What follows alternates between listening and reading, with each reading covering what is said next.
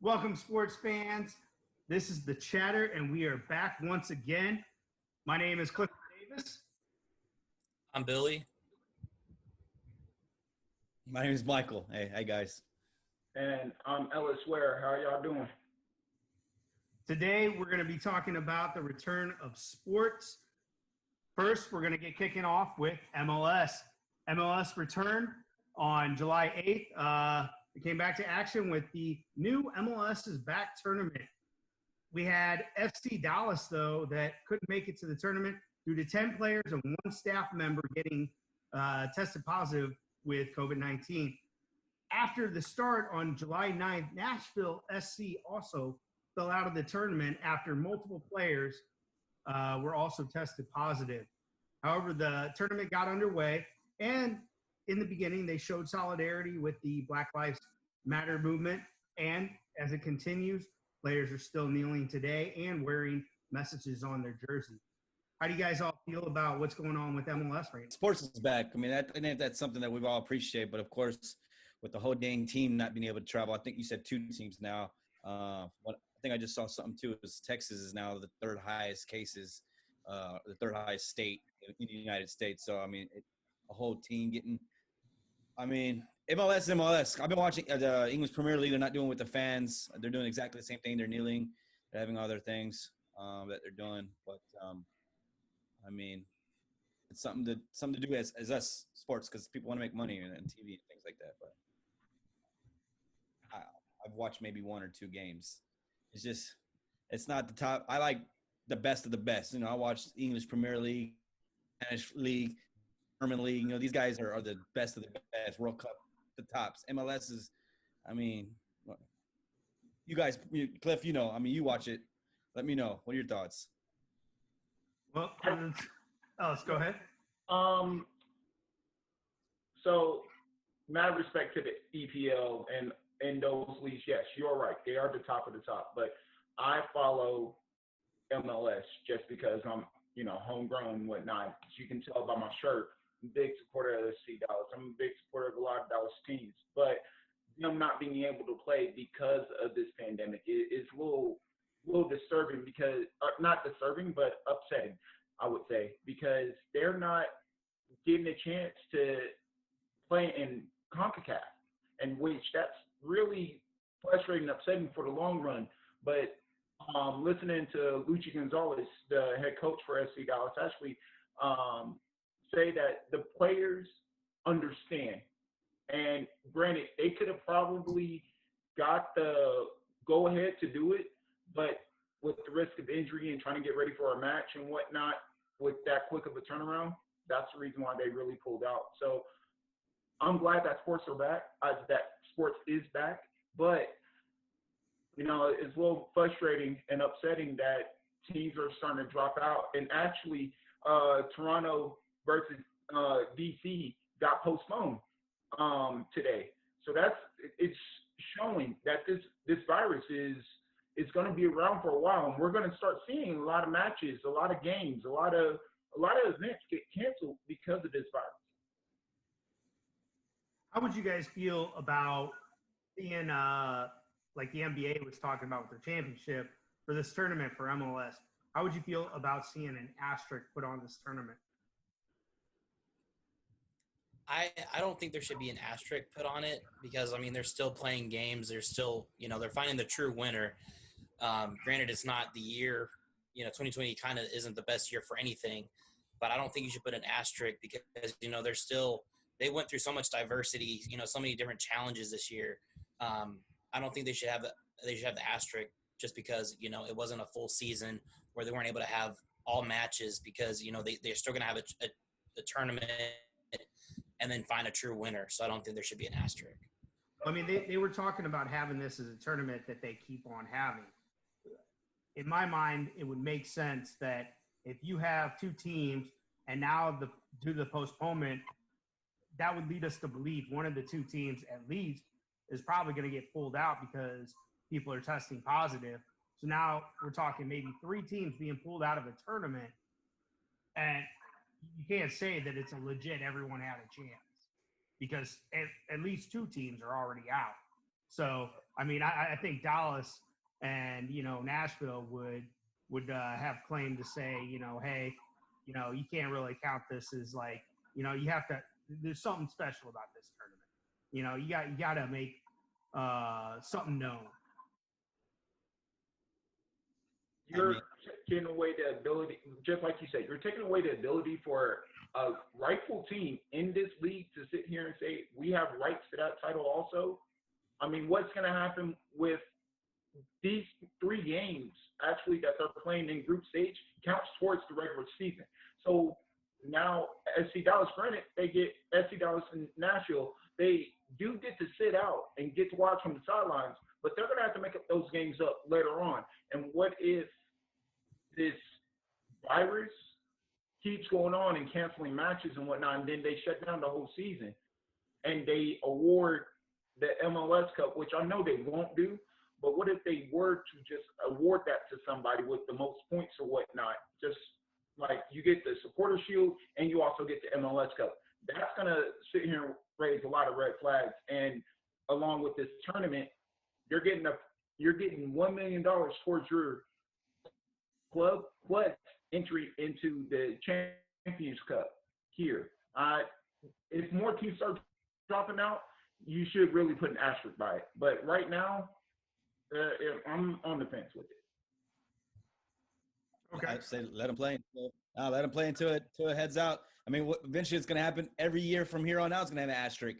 If this virus never stops, 2022, 21, 22, all have asterisks.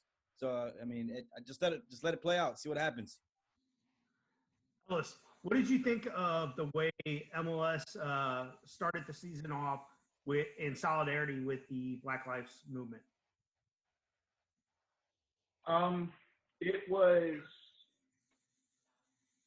was touching. It wasn't needed, honestly. They didn't have to do it. They chose to. They allowed them to sit here and show their respect and support towards this movement. And I personally, as an African American man, to see a sport do and support a movement that does affect me in a way, it touched me. It really did touch my heart a little bit. Okay. So moving on to the next subject we have is the NBA. Currently, the NBA is scheduled to return on July 30th. They're going to be in their own little bubble at ESPN Worldwide Sports Complex and Disney World Resorts in Bay Lake, Florida. They're going to use the HP Fieldhouse, Visa Athletic Center, and the arena. There's going to be 22 teams of the 30 teams playing. They're going to play 8 regular season games. Teams 1 through 7. Those 8 games are for placement. Teams 1 through 7 are automatically in. 8 and 9 will play off for the 8th spot. They're not going to play with any fans there. We've already seen players sending things about like how they see everything going on, the practices, the food. What do you guys think so far? Billy, what do you think? What are your I've been watching a lot of the Mavs stuff with like Luka and Boban. Like they've been releasing a whole lot of stuff on Twitter. Just them like in practice, Luka having his trick shots, hitting off the ceiling and then making it into the bucket. It's just nice seeing basketball. Just nice seeing sports in general. And knowing that there's going to be games coming up pretty soon that that we're going to eventually have a season hopefully and finish it out strong. I think it's real promising. There's a whole lot of extra stuff with players being able to put different things on the back of their jerseys if they wanted to. And actually, Kyle Korver is putting Black Lives Matter on the back of his jersey because he chose that he wanted to do that. So I think that there'll be a whole lot more support with the Black Lives Matter in the NBA being in America. And I think that it'll just continue to be more of a dominant thing, especially with the season that we're in with, the times and everything. I think they'll try to lead the way. Speaking of the putting names and phrases on the jersey, what did you guys think that the NBA came out with a approved list of things that people could say or put on their jersey, rather than letting people put what they want, and not in sort of a respect. They're not giving people that dissent to what's being said an opportunity to put anything. Mike, what are your thoughts on that? I've always been a fan of them writing whatever the heck they want on the wristbands and their shoes. I mean, it's them. I know the professional athletes and they got sponsorships and they want to put a black eye on the sport, and there's the role models and people look up to them, and some of them can be knuckleheads. But I mean, having an approved list, at least it's something, and they're not like just doing away with it all. I kind of went back to the EPL, right? All the jerseys say Black Lives Matter on the back of it instead of their names. They were doing that, so I thought that was pretty cool.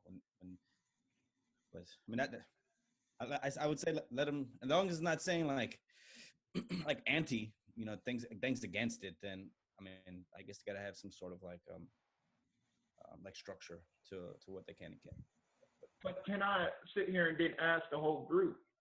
I'm gonna play devil's advocate, and you're gonna sit here and say that these players can write these approved sayings and whatnot towards this protest and whatnot, in which I support completely. I'm all about it.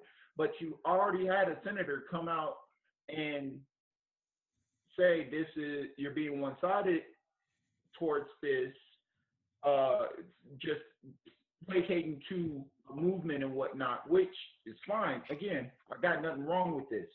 But then Adrian Wojnarowski just got put on suspension without pay because he used his First Amendment rights to go at that senator. And do you think that the NBA doing this is going to cause more attention than it's bringing light to a movement that needs to change, or a movement of change? That's what I'm going to say. I would add that it's one of those things that there shouldn't be a this side or that side when it comes to civil rights, and people being equal. Doesn't matter what color they are. Everyone's equal. And I think if it's something against the Black Lives Matter movement, I don't think it has any place, because it's about civil rights. Giving Black people, like, having them like where they're supposed to be, like in society, instead of getting rid of systemic racism and just racism in general. So I think that it's a little different than other topics like, oh, I like dogs or I like cats. That's one thing. But with civil rights and everything, it's one-sided. It's the right path to take, which is Black Lives Matter, and it doesn't mean that other lives don't matter at all. It's about bringing everyone to the same level, because right now Black people are hurting, and that's where we're just bringing awareness to the issue. That's what the movement is about. Well, I mean, you also have to look at it like, I don't know if you guys saw the conversation where Terry Crew and Don Lemon had, where they went back and forth on what they believe Black Lives Matter should be about. And it kind of comes into question of, are you limiting what the message is or what the message can be? And who gets to decide what Black Lives Matter movement is? It's to Terry Crew, it's one thing. To Don Lemon, it's another. And it's kind of one of those things where it's like, you only get to say what we believe you should say, rather than maybe you have a slightly different message and we don't want you to dissent from what we believe. That's kind of that gray area where I think it falls into, where it's, it means a little bit different from everybody. Everyone sees it a little bit different. It's just a matter of, you're telling people, hey, we're going to tell you what you're allowed to think about. I just to go with the movement. I mean, I think, without knowing exactly the stats, but I would say probably more than 60 or 70% of our athletes in the country are African American, and if they can be the leaders of the Black Lives Matters movements and the civil rights, and they're role models to a lot of little kids growing up. If they can at least voice their opinions or how they feel, but not being too, but being the right way, then I'm all for it. Did you guys think it was interesting that LeBron James said that he's chosen that he's not going to wear any statement or anyone's name on his jersey? No, not at all. Not at all. And his method behind that is that he doesn't want to bring more light to himself to be targeted and whatnot, in which at the end of the day, it is a choice. You don't have to sit here and put something on your back other than your name. You don't have to. And which a lot of players, I believe, are going to do that same thing. And no one's going to question LeBron James, all right? I think LeBron James is safe to say that if he wants to wear his name on his back, no one's going to question him. Mm-hmm. But I think that's where a lot of people are afraid, is that those non-polarizing people are going to be questioned, like, why aren't you sitting here? Why aren't you with the Black Lives Matter movement? And that's where my question came into play, gentlemen, is what about those individuals that I just want to wear my name on my back? I mean, I'm for it, but I just want to wear my name. And those people are going to be ostracized by the media and by us. And that's really upsetting. That's really frustrating, because all they want to do is go out there and play a game that they love, that they're in a bubble to play. And also, we had Kyrie Irving, who got out early, and was talking about he didn't believe the NBA should start back. It was going to be a distraction from the movement in general. But yet he's going to play. He could have chose to sit out, but he chose to play, even though he was suggesting that the whole NBA should be canceled. But also that too, I see like going to be a variation of what people do. You're going to have calls to do certain things. And I guess my point is that it doesn't mean the same thing to everybody, and everybody doesn't see it the same. But like you said, Ellis, I think that there's going to be people that maybe in the middle, or maybe they're not outspoken like they are, and say they don't wear one of those messages on the back of their shirt, for whatever reason, they're going to get questioned. They're going to be like, oh, you're not with the Black Lives Matter movement, And it's like, I care about Black Lives Matter, but it's everywhere. Like, and then we still don't know yet what the NBA is going to open with, which is something that I was thinking Irving should have been working on, rather than saying the NBA shouldn't come back, because the NBA itself is a bigger platform for him. He's got all his Twitter followers, his Facebook followers, all his followers on all his different platforms. That's great. They're going to listen to him regardless of what he's saying. But then as the NBA, which is a bigger stage, a bigger platform, where if he wants to get a message out, he can work with the NBA and make it something bigger, something that can reach people that he never would have. I agree. There are people that are actually worried about this turnaround that they're about to have. They did stop, 60 games into the season, 60, 65 games into the season, and they're about to pick right back up and play 8 games, which is great to start the playoffs.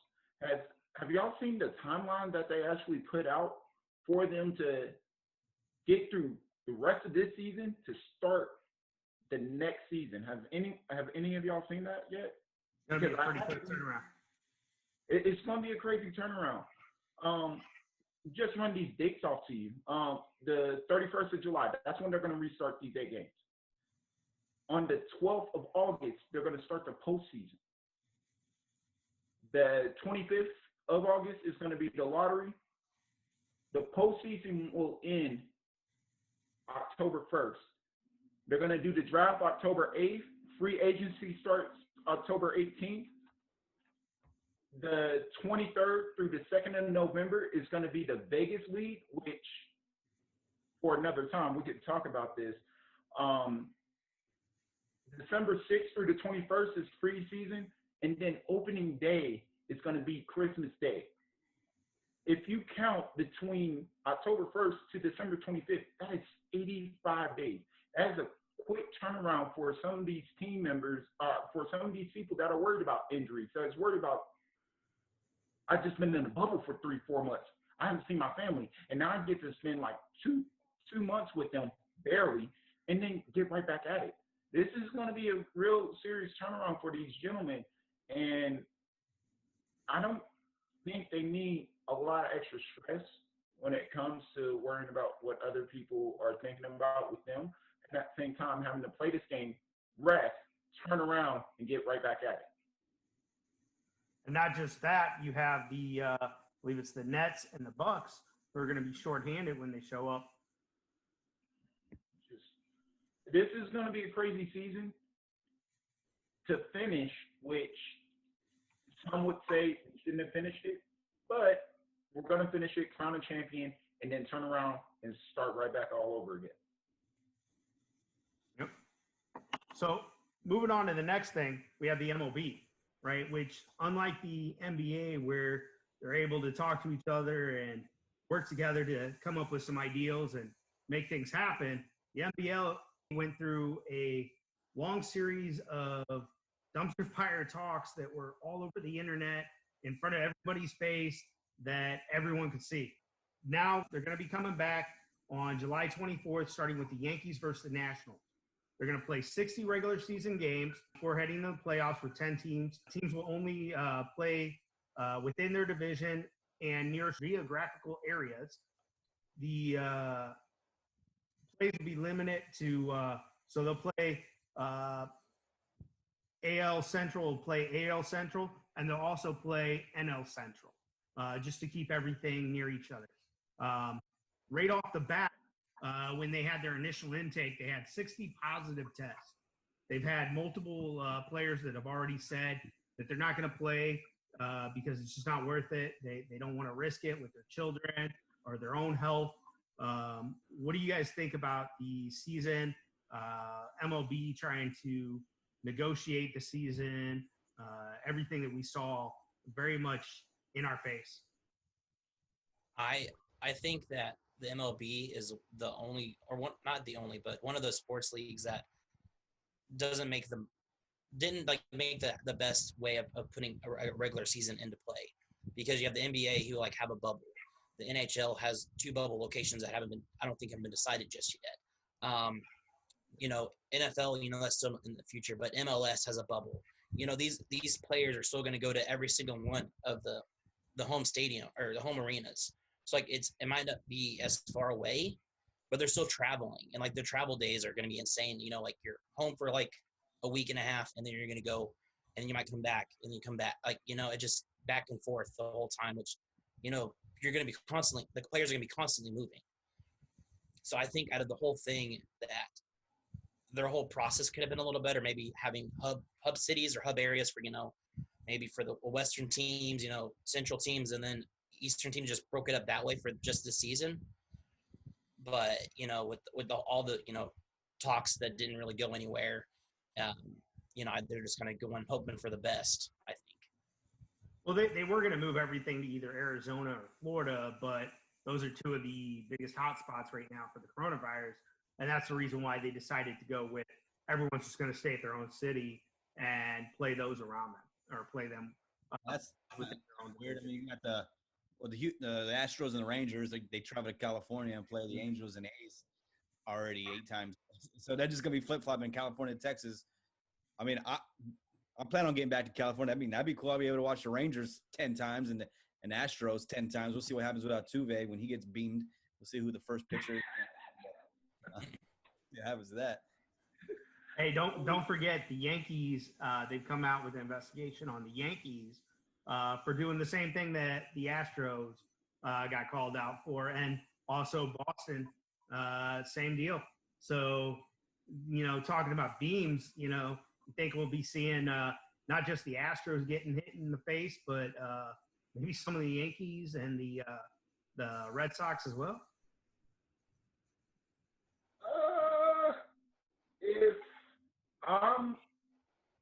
If I'm the commissioner, Rob Manfred, I would make it known that there are going to be fines in. He already has. It's funny. It's funny. There really was. That was over the summer. That was one of the big problems. Is everyone's like, wait, you're going to tell us, you're going to punish us if we hit one of their batters, yet you're not really doing any punishment to the players that cheated. Yeah, and that's or pulling back the title, saying that, hey, that title the Astros got doesn't count. Nope, it still counts. In all of the sports world, okay, when a major title is on the line, when's the last time you heard of someone getting that title revoked from them? When's the last time? Please, I'll wait. Anybody know? Well, maybe the USC Trojans with Reggie Bush when they were trying to. That's the last time I heard. The Heisman Trophy got taken away, not the national championship. They vacate the wins. I remember seeing something. I mean, they did vacate the wins, but they gave them back after 10 years. So, I mean, so it's basically like nothing happened. Well, and we're talking about And teams. They just welcomed Reggie Bush back too, by the way. Exactly. time heals all wounds. I mean, We're talking about asterisks on championships. I think the Astros should have an asterisk on theirs. Okay. The only one that makes the most sense. So then why not the Patriots? Three asterisks. Three of them are asterisks. I'm just saying. But that's what I'm getting at. No one has taken away a title for a champion, a team champion. Now, individual awards, yes, they've been taken away. They've been given back. But there's never been once that someone is like, y'all cheated. We're taking this away from you. So with the Astros, yeah, they got it. I'll give it to them. But they are probably the luckiest team to not have to deal with the fans because of this virus. yeah. And that's where some of the justice comes in, is with the fans. They don't have to deal with fans this year. Now, hopefully, no one forgets that the Astros got caught cheating. So the next time that people are in the stands, they'll let them know that y'all are a bunch of cheaters. Regardless, here nor there. Boston was also found guilty of cheating. Yankees are still out. We'll find out later. After the investigation concludes, if all three teams were found cheating the same year, even though the Yankees were, high and to the right on the Astros being like, hey, y'all cheaters, blah, blah, blah. Yet it may find out that they were doing the exact same thing. Well, it's the whole you got one finger pointing out, but you got three pointing back at you. It's, just kind of goes full circle in that situation. Well, something I'm really excited about and I'm really looking forward to is I want to definitely watch the Angels games because if you guys know, Albert Pujols is just 5 home runs away from passing Willie Mays, 660 home runs for 5th place. If he gets to 661, that's going to be a pretty big deal. I don't care if there's fans or not.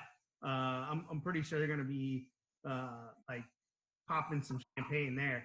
And then you also have he's 12 RBIs from passing Alex Rodriguez, who had 2,086 in 3rd place for the career RBI list. So he's just real short, real shy of hitting 2 major records. What do y'all think about that? You guys ready to see it? Or, we talked about this before, watching someone that's an all-time great, the GOAT, right before our own eyes. I think that's, something that's pretty awesome. Yeah, man, he's a living legend. I look forward to him hitting it. It's going to be kind of a bummer because, with the fans not being there, if he's going to get these milestones, normally the fans, whether it's at home, a home game, or even away game, you give them the respect. Like, hey, it's an accomplishment. I was there. I witnessed it. Right.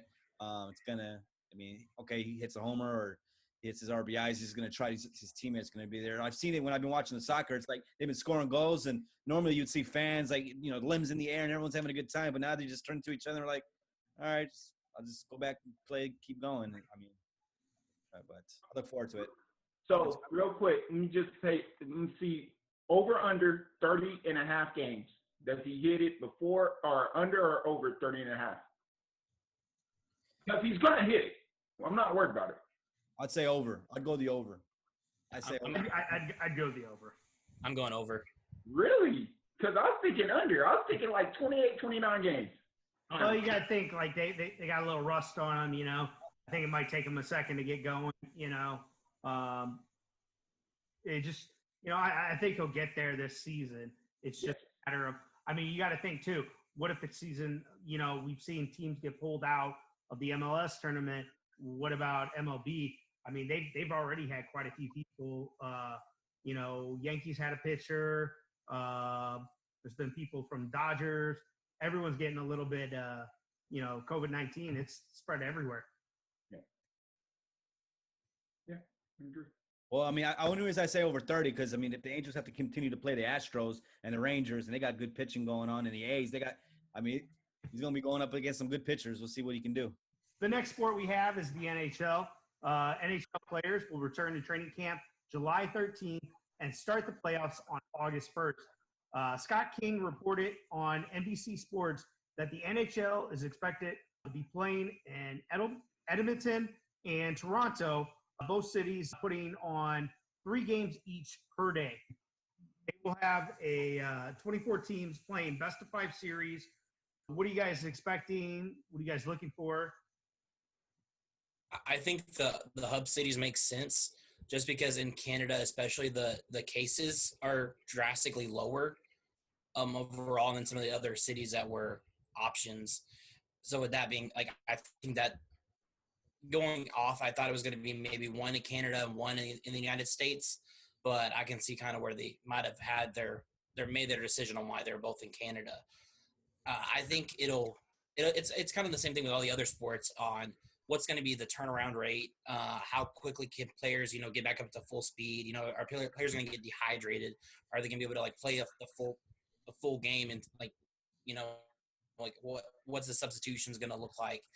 I think it'll be interesting, but I think they're just ready to get out there.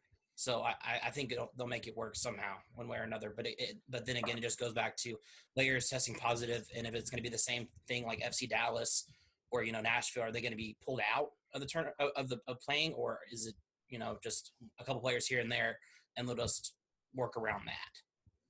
Well, speaking of the coronavirus, so far the NHL has tested 35 people positive, players positive for the coronavirus, and a majority of them are with the St. Louis Blues after they were playing on a public ring.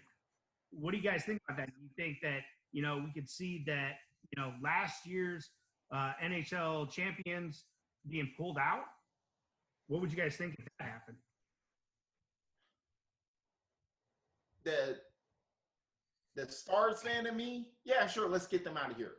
But the sports fan in me would be like, I didn't beat the champ. The champ didn't go down on our watch. This would be one of those, like, it'd be an empty title, I guess. Yes, I have the Stanley Cup, but it's empty because the defending champs that had the ability to defend their title wasn't allowed to.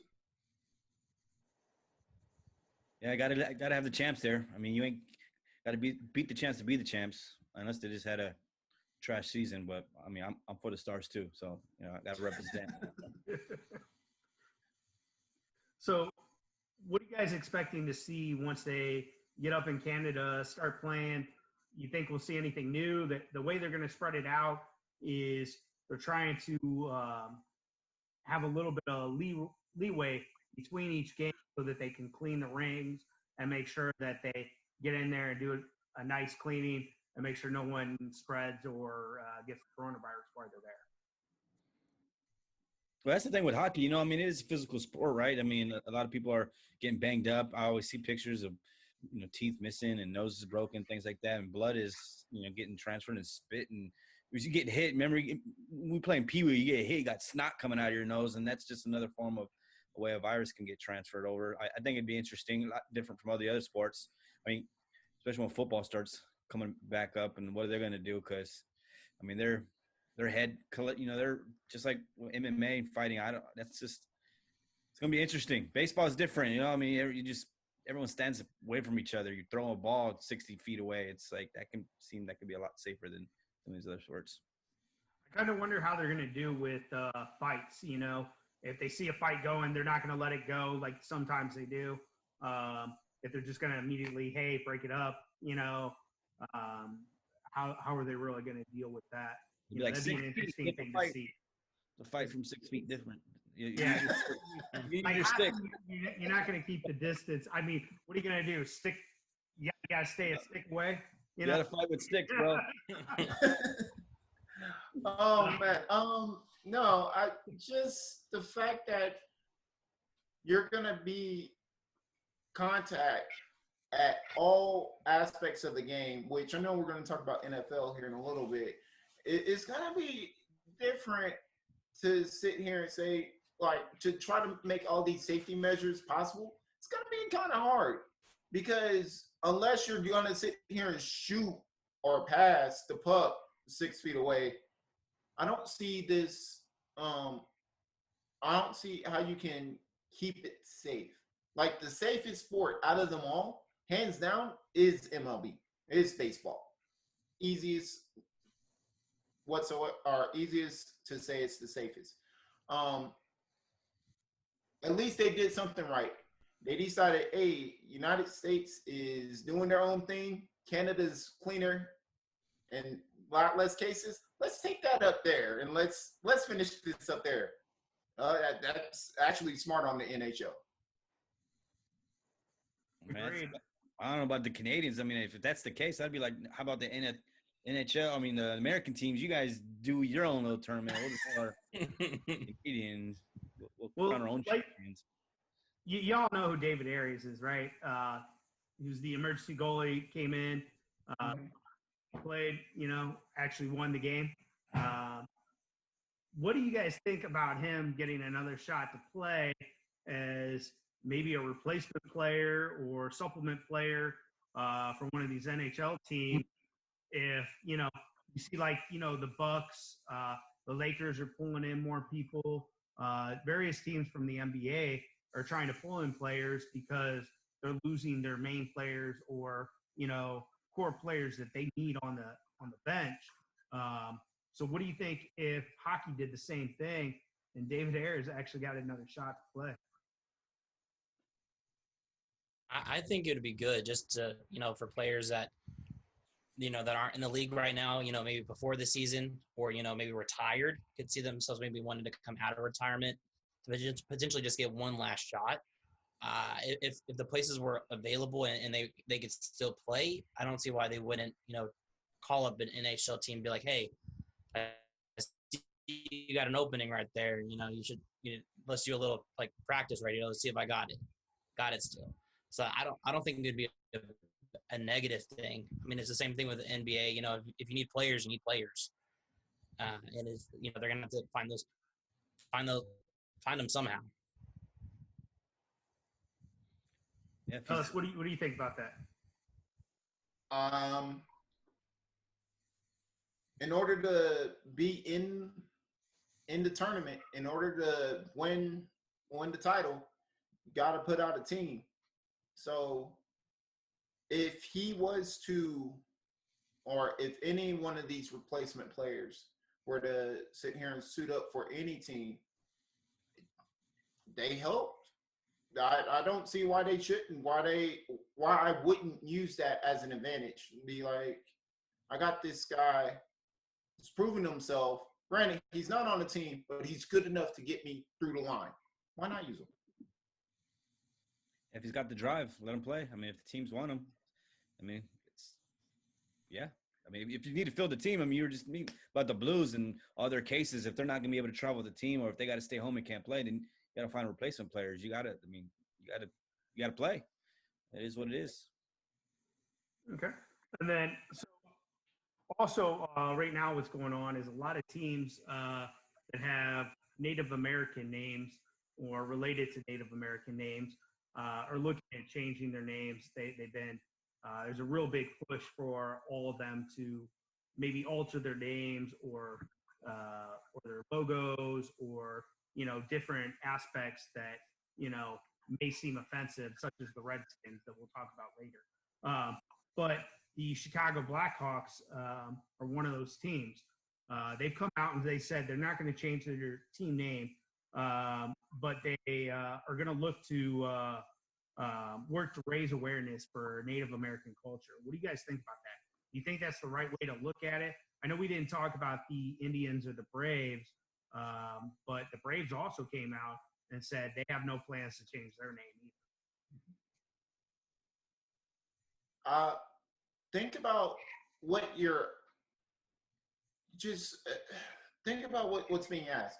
You're asking them to take away Indians. Granted, okay, Native Americans are who they are. You're calling them Indians. Okay, it's towing the line. But you're talking about Braves. You're talking about Blackhawks. Those wasn't Blackhawks a tribe somewhere in the United States? Wasn't the Braves a tribe somewhere in the United States? Or I may be wrong, and if I am, that's my ignorance talking then. But you put a team, or you named a team after a group of individuals, just like the Packers, just like the Cowboys, just like the Rams, just like the Angels. Those are a group or an entity. A group or entity that they're trying to show respect to. I don't see why they would need to change the Blackhawks, the Braves. I honestly don't. And if I'm wrong, please correct me. But I see that as honoring them. The Redskins, when we get to it, totally different thing. What do you think, Mike? I mean, Redskins. I mean, that's just bluntly saying you're just talking about someone's or the color of their skin, right? It's like white skins or the black skins. Like you call the brown skins. It just doesn't sound right. It doesn't sit right. Braves, Blackhawks. Yeah, I mean, there's even in the military, right? We name our helicopters, right? We have Indian with the Blackhawks helicopters, and the Braves just seems like, I mean, that's part of our national anthem too. Home of the Brave. It's just like they can be used as somewhere else, but if there are some certain, I mean, I was like Cracker Jacks and Cracker Barrel. I was, what are they going to start changing everything? Eventually, I don't know. The Redskins got to go. I think, didn't we just found there was an alert, something, right? That we'll talk about that here in a minute. Yeah.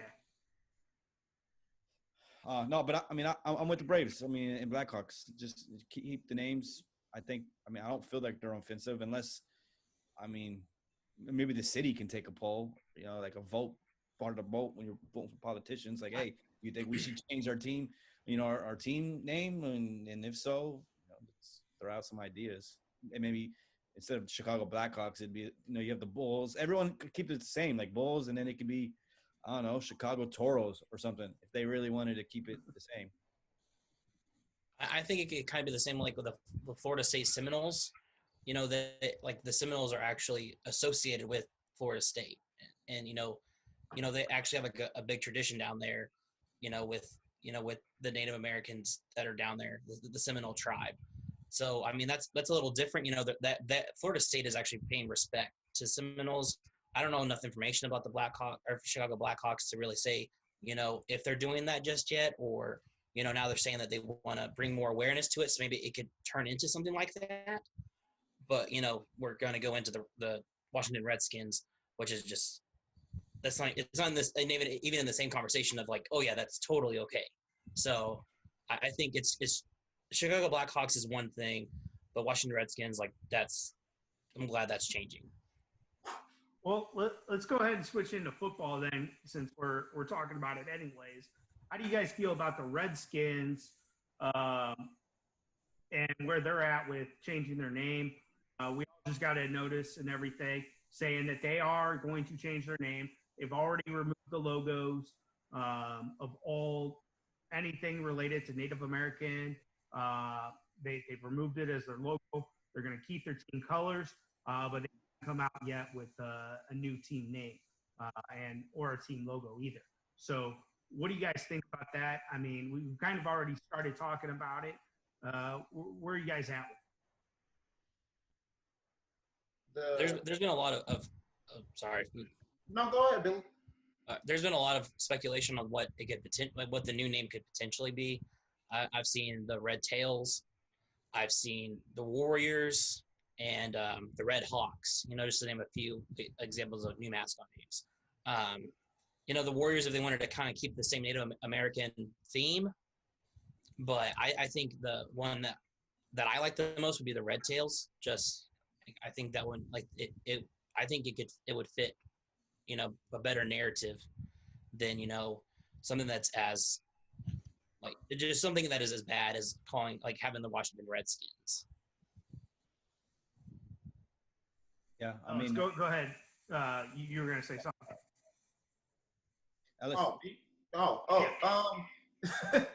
The Washington team now, because we don't know what they are going to be, should just stay away from anything Native American.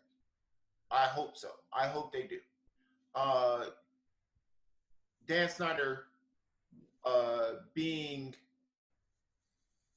self-absorbed, I would say, back in the earlier in the decade, it's like I will never change the name. And the fact that it literally took 8 years after he said that and pandemic to sit here and draw everybody in and to really start thinking about, wait a minute, something ain't right here, and to put pressure on them. The Washington team is going to have a new logo, and I really hope that they don't go anything Native American related because of all the smoke that he got from endorsers, from sponsors, everybody. Just stay away Native American related. well, I think it should follow along with some of the other teams that they have playing in the DC area, right? You got that with the hockey at Capitals, basketball with the Wizards, and baseball team the Nationals. I think it just should follow along with something similar like that. I mean, the Washingtons. I don't know, Washington president. Washington monuments. Yeah. Keep it simple. I don't think it. Yeah, Redskins got to go though.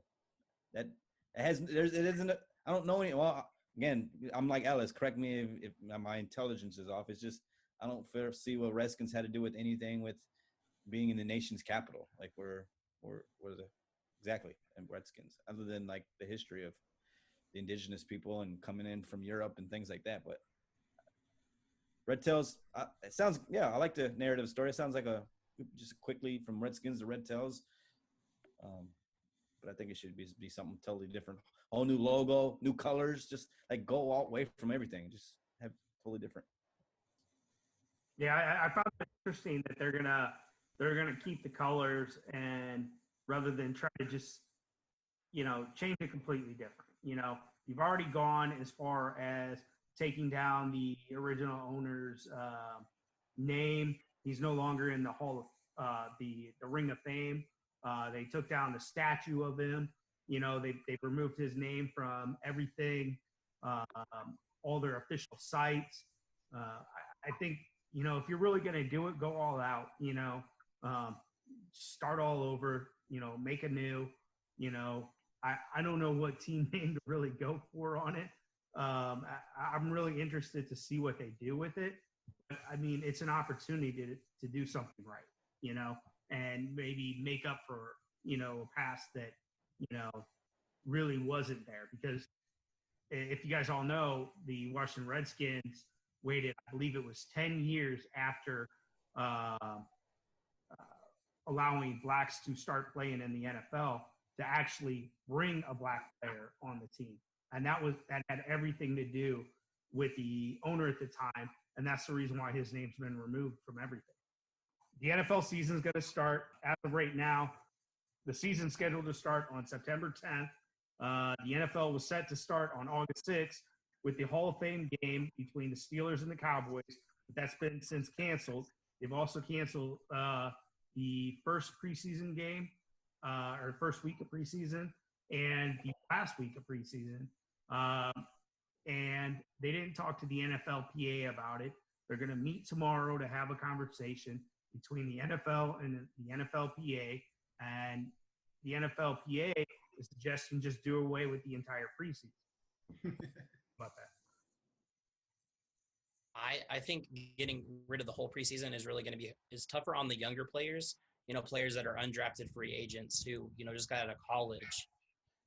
What are they going to do? Are they still going to keep a 53-man roster?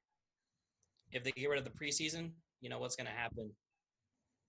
Or, how's that going to go and play out? Just like one of the first issues is just that. So tell me this. College football, do they have preseason games? Well, they have non-conference. So, yeah. Do they have preseason games? No preseason. No preseason. In high school, do they have preseason games? They have scrimmages, right? Some scrimmage. They have like a one scrimmage, but They have not really workouts. We preseason. have scrimmages. I'm not worried about scrimmages. Do they have preseason games? The answer is no. In Pee Wee, did you have preseason games? No. What I'm getting at is that all the way up until the professional league is when you started having preseason games. For what? If you're trying to sit here and say for the 53-man roster, they make cuts they have timelines or deadline dates where you have to start chopping down people off your team through training camp, through the preseason. You have certain milestones to make. So if you're telling me that you need a couple of games to see where these people are, well, what have they been doing since Pee Wee? They've been practicing, they've been playing, they kept moving on. Same thing through high school, same thing through college. They don't have preseason games. Now, they do treat the non-conference games as preseason, basically. I do agree with that. But those are still wins and losses. Someone last year lost to a non-conference team, a non-Power 5. And that hurt their chances of getting in because you lost the game you should have won because you didn't play it correctly, whatever. What I'm getting at is that there's no need for the preseason. If it's to get down to a 53-man roster, you already have dates to get down from 90 to 72 to 65 to 53. I mean, I'm all with you with not necessarily for preseason, but sometimes like that is also being a contact sport, getting your legs back under you, getting a couple of series and reps in with the ones and things like that against other ones of other teams. And that's why they do it like that. But instead of starting from week one, like, all right, right off the bat, boom, every game counts. I don't mind unless they want to do like intramural scrimmages or something like that from just to kind of get going and things like that. Because that I mean, really, again, one of these stats things, a 53-man roster. How many of these new kids who go undrafted, who are like those diamond in the roughs or whatever that you never? I mean, there's always just that one or two, that you ever will hear about. There's not like 100 of them who are replacing people's spots. The biggest one that I think we all know because we're all Cowboys fans, Tony Romo, went undrafted free agent. Picked him up. He got his paycheck. Granted, he didn't do a lot for the Cowboys vice getting far in the playoffs or whatnot, but he was undrafted. Worked his way through, and he ended up starting for the Cowboys. Maybe the decision would have been not to have him. I don't know. Yeah. We probably would have been stuck with Quincy Carter and Chad Hutchinson. Well, speaking of That's the Purdy decisions, and right? Bledsoe. No, we hit it. Speaking of decisions, the NFL's come out and they've said that they want to hold 35% of player salaries in escrow. They want to ban all post-game jersey swaps, even though players are going to be in contact with each other the entire game. And they also want to play "Lift Every Voice" and sing before the national anthem on every game, week one. Lift Every Voice and Sing is also known as the Black National Anthem. What do you guys think about those three decisions? Do you think they're right? I mean, there's other ones like JJ Watt. He's came out and said, if you're going to put a face mask or require that I wear a face shield during the game, I'm not going to play. So you already got players talking about, like major players talking about they're not going to play if certain things happen. Even Bucks, I believe, left tackle for Brady said that he is looking at not playing. He just doesn't believe it's worth it. I think to start out with just the player jersey swaps, that doesn't make any sense. If they're having full contact the full game and it takes maybe 2 minutes, to swap jerseys, sign something nice on the back of it. But they're like, oh, you can't do that, but you can hit each other for 60 minutes. Yeah. The least contact part of the whole thing would be swapping jerseys. That's the least amount of contact. Richard Sherman and even they're saying that. Go ahead, Billy. Finish. Oh, I just that's the one thing that doesn't make sense is that the part that is the less amount of contact, you can't do that. But yeah, you can go hit the guy for 60 minutes. You can go tackle this guy for 60 minutes. Do this, do that in 60 minutes, but you can't swap a jersey. So that doesn't make any sense to me. Richard Sherman was tweeting out that he just showed that just shows that the how little of thinking goes into essentially saying they're just not thinking through these decisions. They're not putting a lot of thought into what they're actually saying or what they're putting into place. Go ahead, Mike. Well, without the jersey swaps, I'll be like, bro, just mail it to me. Here's my address. And send it FedEx. I'll Venmo you $20 for shipping and handling, brother. Be your jersey. But I know you were mentioning about the national anthems. Again,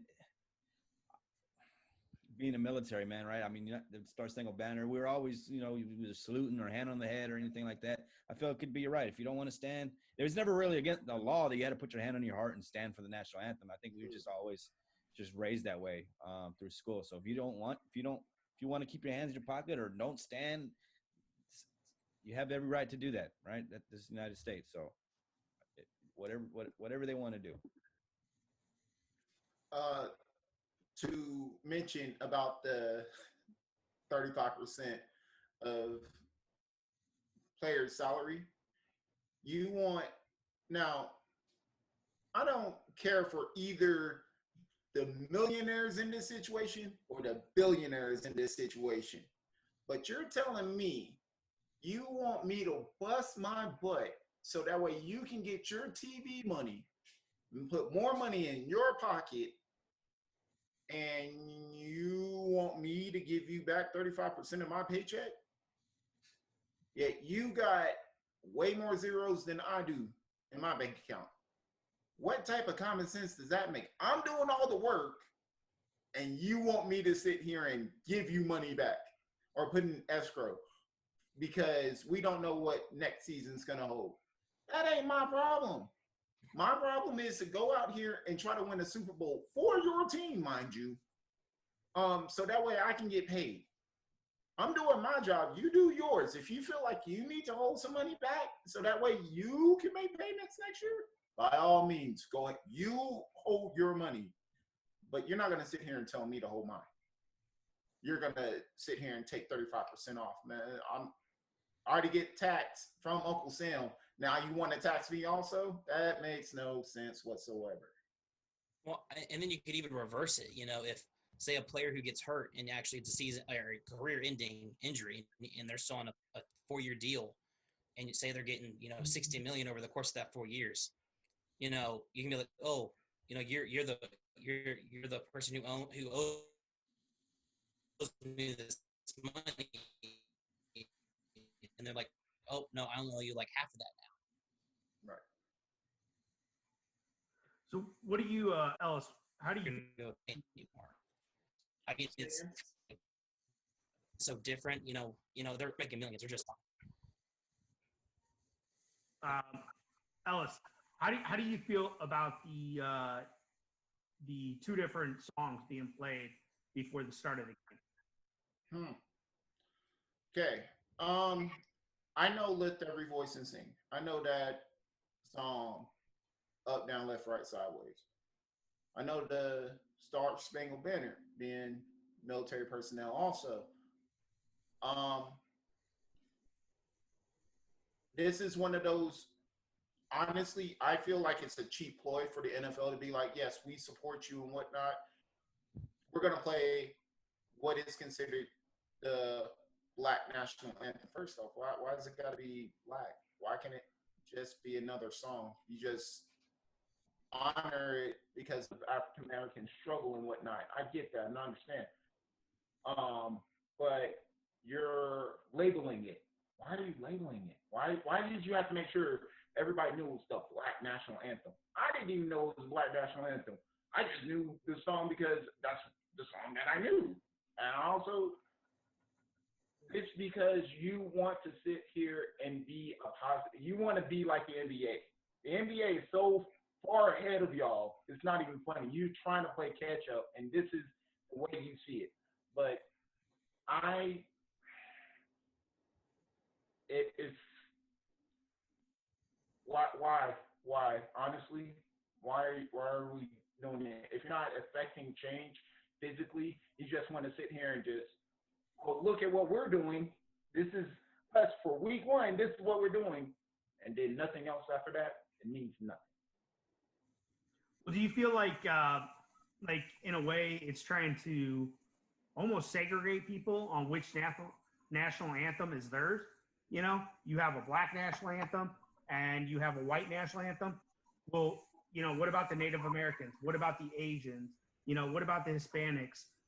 What about the Asian Pacific Islanders? You know, does everybody get a song, or we don't care about them? So, you know,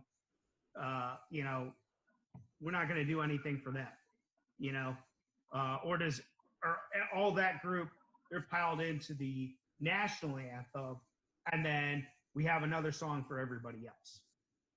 Exactly. I mean, my point exactly.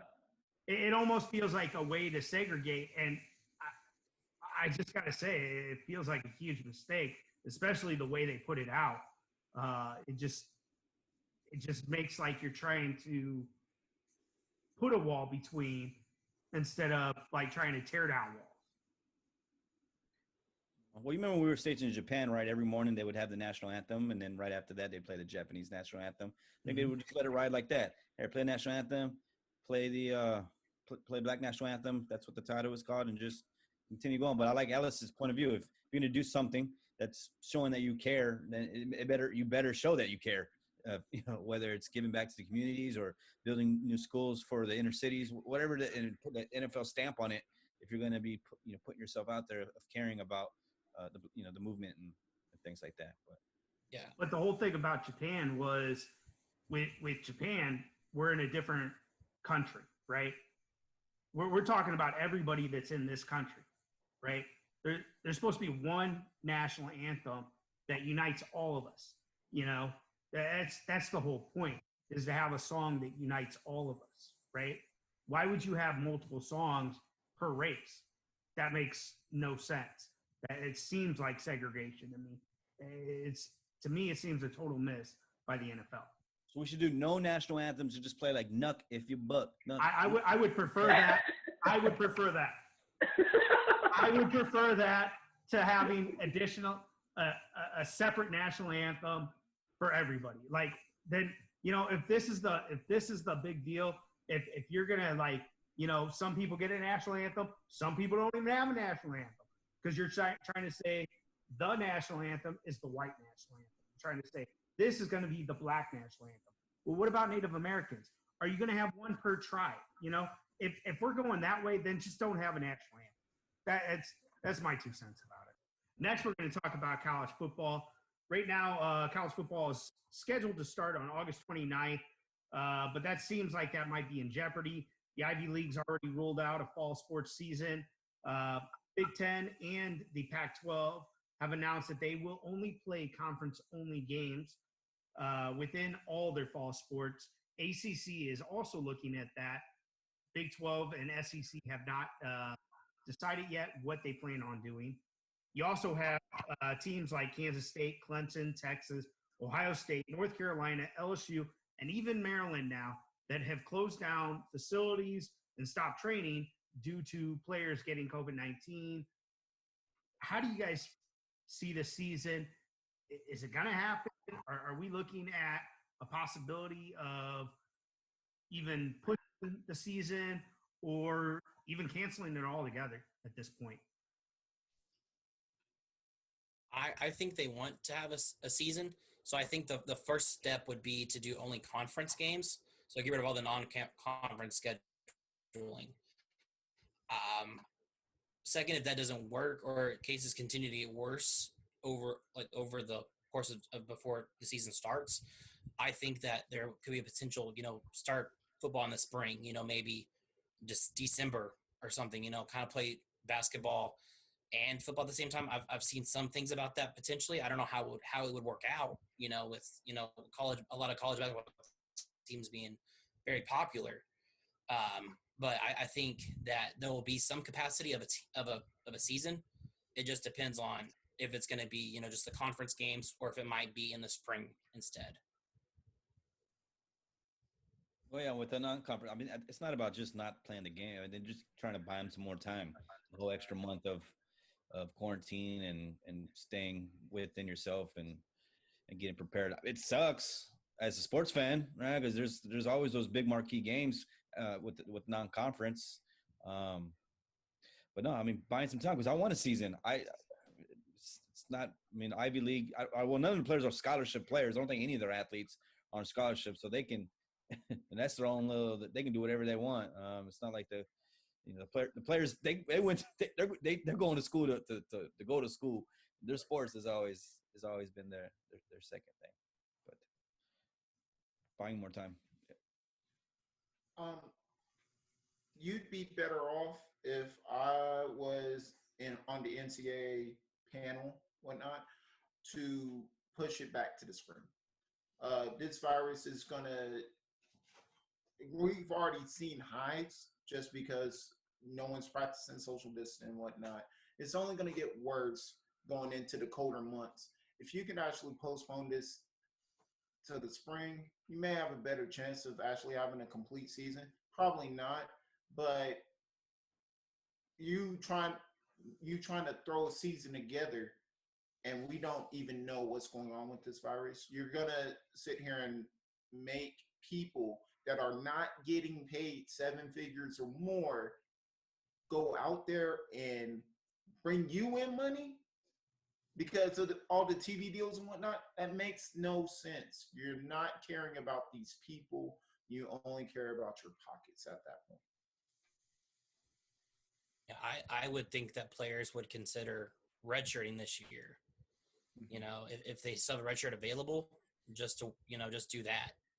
I think that I know there's gonna be players that want to play still, but if it came up to maybe if a player having a family member that's sick, or maybe themselves they're like a compromise in some capacity, I could see them potentially redshirting this year if they do go ahead and have a season, because they're putting their potentially putting their health on the line, right, and they're not going to get any benefit for it. Okay, well, Stanford has chosen to cut 11 of its 36 sports teams at the end of the 2020-21 academic school year.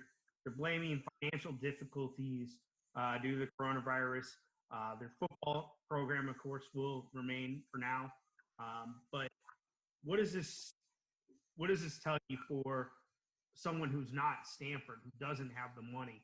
And not only that, does that make you question Stanford's ability to be financially responsible? So Stanford, little known fact, is one of the richest schools in the nation. Like top 3 from what I've been told. And you're telling me they got to cut because of financial difficulties? What's going on with everybody else then? If that's not raising a red flag to people, it's like we're cutting sports like our fencing program, which has led to people competing in the Olympics. I know fencing was one of the big ones that I remember. I can't name the other ones. Wrestling was one of them. Wrestling sends people to the Olympics. Like this, like if you went to Stanford on a scholarship in one of those sports that got cut, you're probably going to the Olympics because of it. And you're cutting it. Like that's going to make it harder for some of these athletes to make it to their big stage because, yeah, fencing does have a world champion and whatnot, but the Olympics is where you're trying to really get to. Yeah, I know. I mean, yeah, you would think questioning their financial, but I'm pretty sure there's like $100 million in property tax right there in Palo Alto, California. So, and they're cutting what? It's not that you're cutting basketball or baseball or football, golf, tennis, gymnastics. I mean, it is an Olympian sports. I mean, those athletes are probably smart enough to go and compete in their event in any school in the world. So it's a bummer for the players who grew up idolizing wanting to play a sport at Stanford, and now they have to get cut. I mean, it's just like getting fired before you even have a job. It's kind of a bummer for those guys. So do you guys think there will be a season this year for football or for college football? Do you think there will be a season? Yes or no? I think it.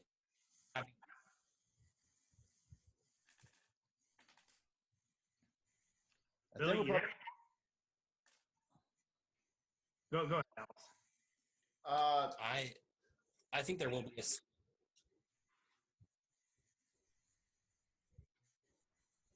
Go ahead, Alex. I see it starting. I don't see it finishing. I like Ellis's ad. We're going to find out when basketball kicks up here and then baseball. If it gets out of hand for those two sports, then absolutely it's going to trickle down to the college sports and just be like, all right, canceling it, going to spring. Or like Ellis mentioned, it's going to start. And then by week 2, there's going to have thousands of tests and positive tests. And it's just like, all right, we're canceling it. That's it. They're going to. Well, I think the reality that we have to understand, that like all sports have to understand, is you're not safe from the virus. It's not looking after any certain type of people. It's getting everybody. It's something that we have to realize that everybody's susceptible to it. And the reality is, at some point, it's not a matter of if you're going to get it. Eventually, we're all going to get it. It's just like the flu. In the fact that it spreads, it's going to be seasonal. We just don't have a cure for it yet, And that's why I think, I believe that they're either going to hold up the season until springtime, and then most probably just going to cancel at that point, and then they'll roll into next year. That makes sense. Well, moving on, we're going to go on to NASCAR next. We had Jimmy Johnson last week tested positive on July 3rd and was held out of race last Sunday at Indianapolis Motor Speedway, Brickyard 400, stopping his record among current drivers of 663 consecutive starts. After testing negative twice on Monday and Tuesday, he raced today in the Kentucky Speedway. Today's winner was Cole Custer, number 41 car He won at the Quaker State 400. What did you guys think about the race? What did you guys think about Jim being pulled from last week's race because of getting the coronavirus? I think that he had a really good outcome. He got it was only one race, which like sucks with his record of over 660 plus career starts in a row. So I mean he it was good that he got the negative results, but and it was only one race that he didn't get a chance of going at. But I think wasn't the race today that he had a chance of winning it also. Like he had I want to say I didn't watch the race today, but I saw like a photo finish where there's like 4 cars just lined up, and it's been going all over social media of just like it was a crazy finish today.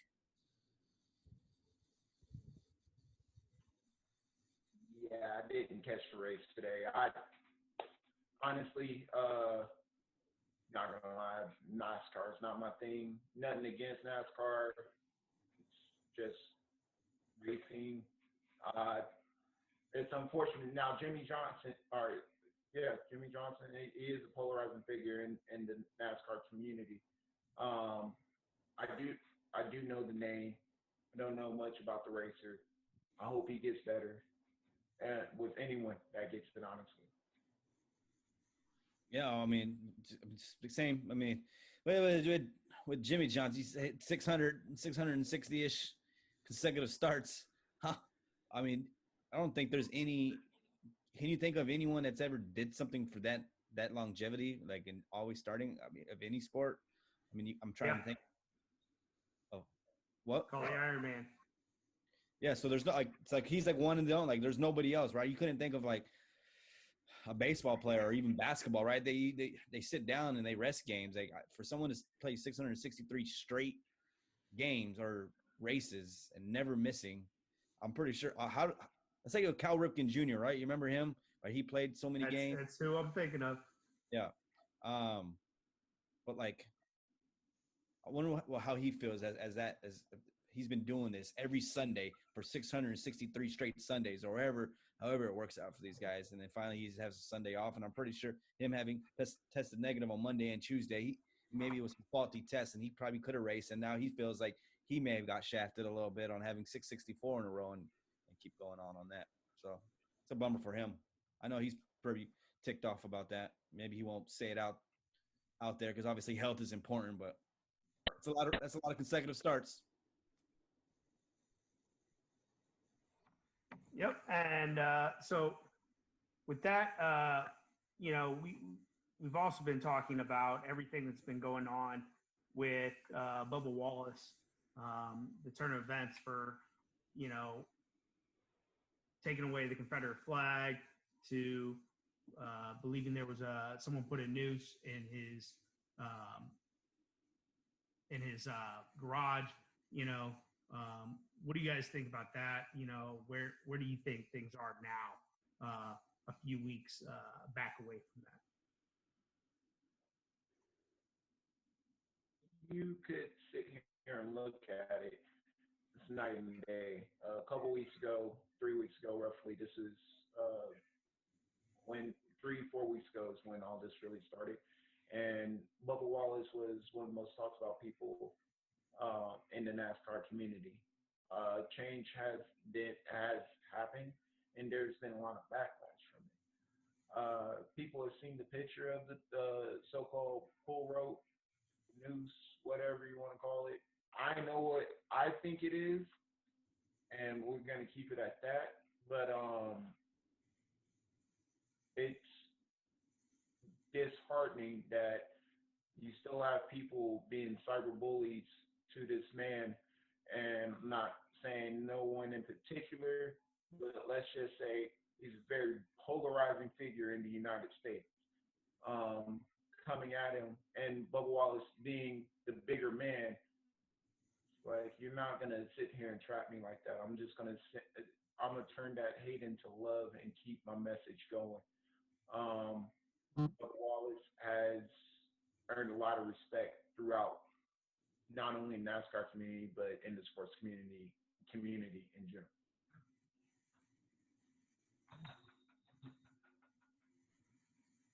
Okay.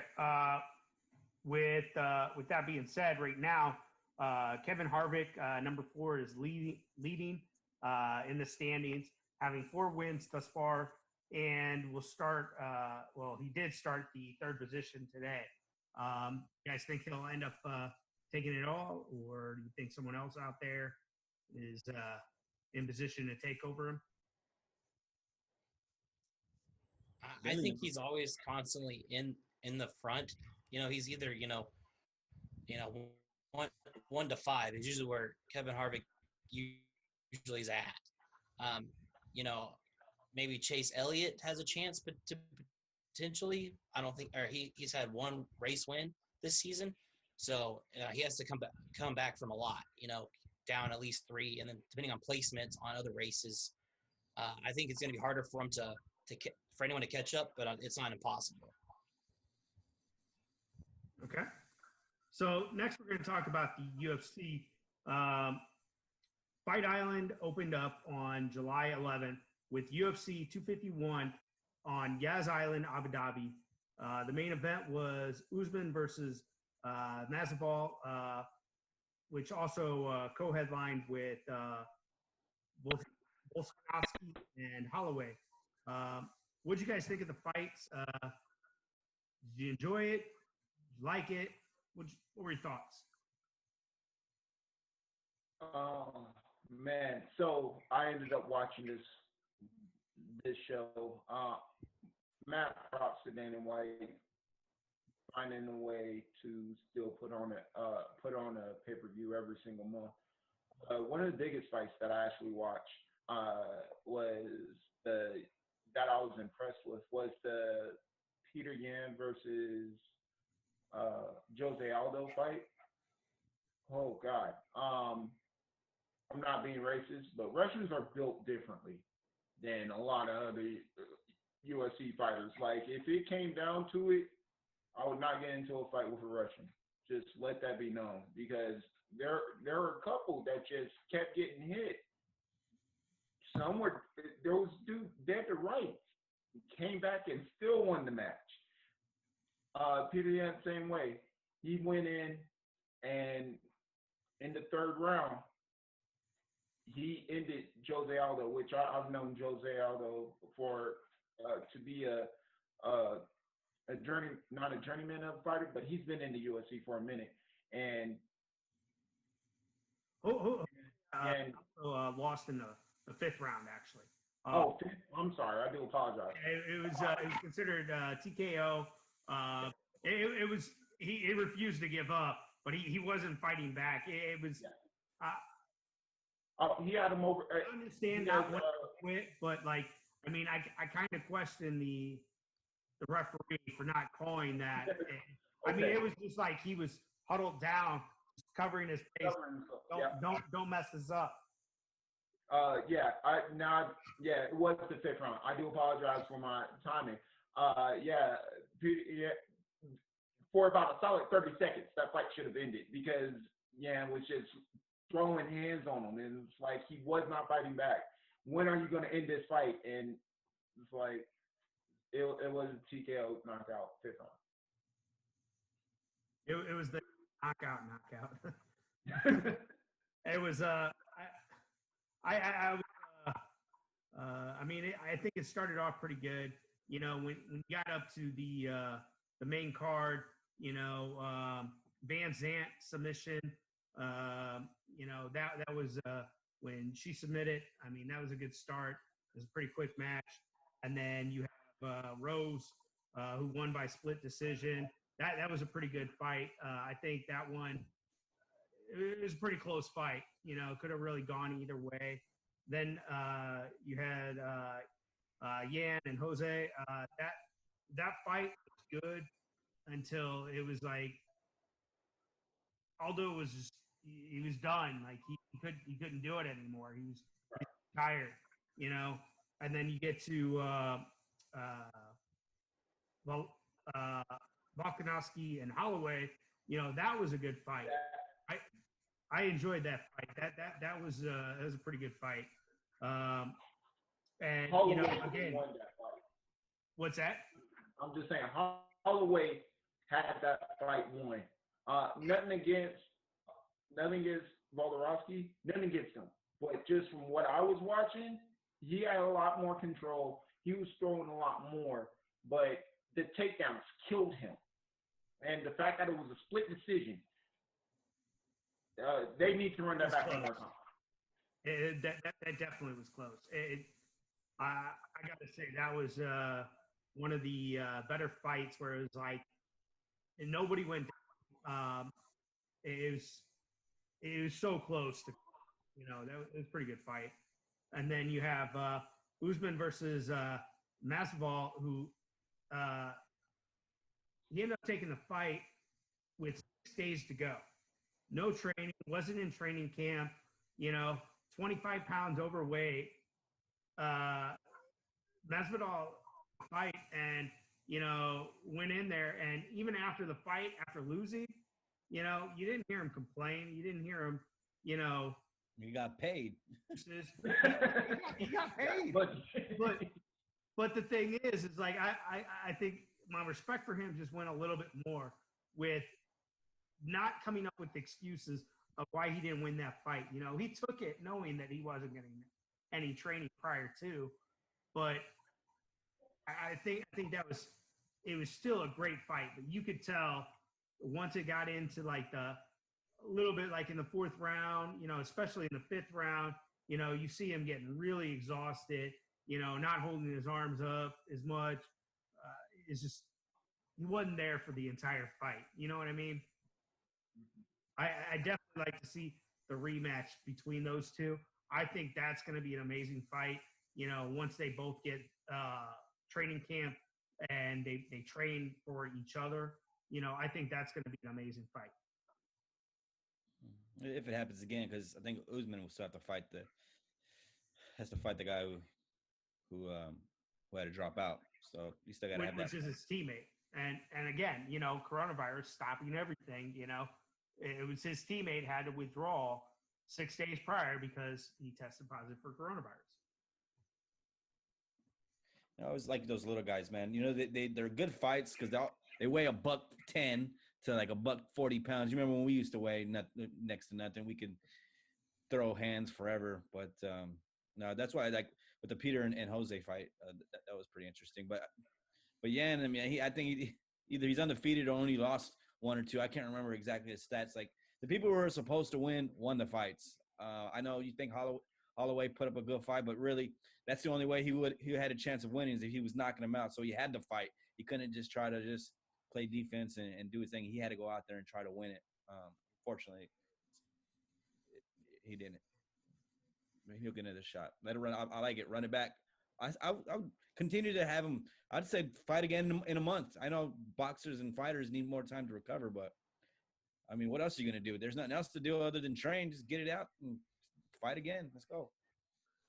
So have a Fight Island Part 2. True. well, I mean, that's the thing, though. There's the next fight is on the 15th, you know, and there's several fights that are gonna. I believe it's 4 fights will take place on Fight Island. You'll have UFC all the way to 54 on Fight Island, you know, and they've already got all the fights scheduled. But what stood out to you guys as far as what took place? What did you guys like? Would you enjoy? What didn't you? I would say personally, for me, it was the fact that there was consistency. Mike is right. People that were supposed to win the fight won the fight. I'd argue with you about Holloway, and we can get into that completely another time. But it actually was a really good show. I would, some of those fights I'll run back. That's what I enjoy personally. I think they you know took with what they had Dana White, having a Fight Island, they kind of, made the best of the situation, um, with the production standpoint, having everything just moving like in sync, not really any mess ups or, just having a well-rounded event, that, just they had like the first UFC fight that happened, a month and a half ago or so, and then bring it on to Fight Island, and they have it until 251 through 254. It'll just keep getting better and better each time, and maybe they'll add more insider scoops, type things on, like here's what's happening right now as this other fight's happening. Like here's a locker room type thing, who knows what they're going to add to it. I think though that they did a really well job of just getting it out there, and look, it seems like they know what they're doing, type thing. Like keeping everyone safe as possible. I just think they did good for fighters. They did really good for fighters. I like hearing the corners talk. I like the coaches yelling for what what they wanted their fighters to do. I thought that was pretty. It's really interesting not having fans there. But once you got to the main event, it sounded like there was a good crowd there, and I think it was all the fighters came out, anyone that was working there, everybody was out there, cheering on the fight, and you could hear a good amount of crowd. And I thought that was a lot cooler than what, the Major League Soccer has moved to, where if you watch the match today, you could hear crowd noise being put into the games, which just, to me, there not be any crowd noise, thrown into the game. It was kind of just really just it just didn't feel real, it didn't feel right, where they're just pushing in crowd noise to make it feel like it was normal, We know it's not normal. Leave out the crowd noise. Well, when they had the pipe the nose, I just think sometimes it's also like censoring for the audience, because I mean the coaches, the players, whether they're cussing or they're saying derogatory things. I mean things to slip. So I think they would have a reasoning to pipe in noise. I'm all for. I'm with you, Cliff. I like hearing what the coaches. I've been watching the EPL, right? So they have right now they're piping in, but you have the ability to view on an app like the NBC Sports app, and you can actually listen in and hear the players, and it's so interesting to know that what they're saying, what they're speaking. There's different languages, and I'm same as with fighters. Not everyone speaks English, so especially with the Russian, I think that'd been cool to be hearing Russian getting screamed at, and you're like, dude, this what is he saying? Oh, he just said something nice about your mom, but you made it seem like what the. Well, sports fans, we had a lot of fun. We enjoyed bringing the show to you. Look forward to the next show that we'll have for you, hopefully next week on Sunday. Please subscribe at the bottom. Show your love. Give us a like, and hopefully we'll see you next week. Enjoy.